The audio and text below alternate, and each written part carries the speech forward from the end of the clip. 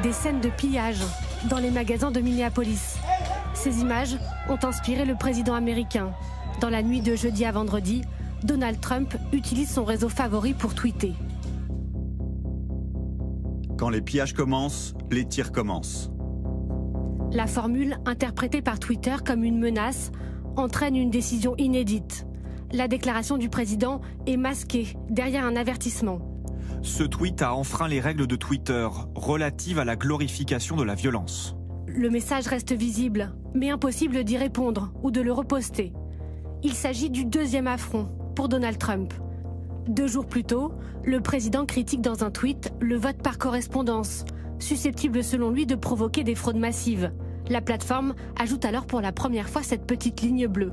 Vérifier les faits concernant le vote par correspondance. Le lien amène vers une page de fact-checking. En clair, ces déclarations sont jugées douteuses par Twitter.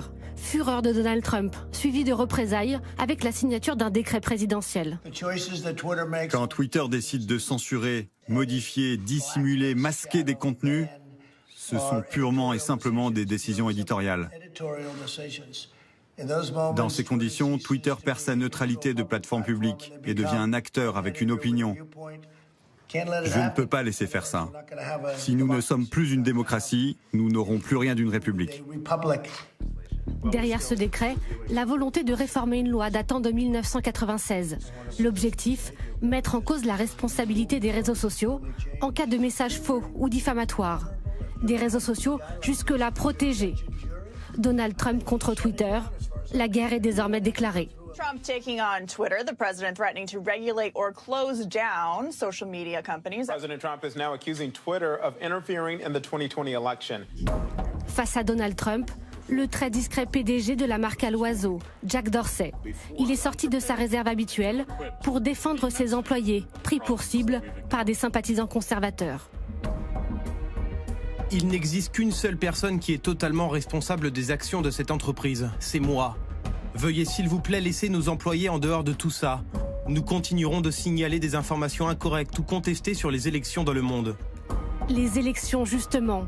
En pleine campagne présidentielle, Donald Trump compte bien utiliser les réseaux sociaux comme porte-voix. Les seuls, dit-il, qui lui permettent de s'adresser directement aux Américains. Je rêve de me débarrasser de mon compte Twitter. Mais je peux toucher jusqu'à 186 millions de personnes quand vous comptez tous mes profils et que vous ajoutez ceux sur Facebook et Instagram. C'est beaucoup. Et c'est plus que l'audience des médias traditionnels, largement plus. Donald Trump, l'un des hommes politiques les plus suivis au monde sur Twitter. L'auteur de plus de 52 000 tweets depuis son arrivée sur le réseau. La plateforme reste son terrain de jeu favori pour exprimer ses humeurs ou lancer des attaques contre ses adversaires.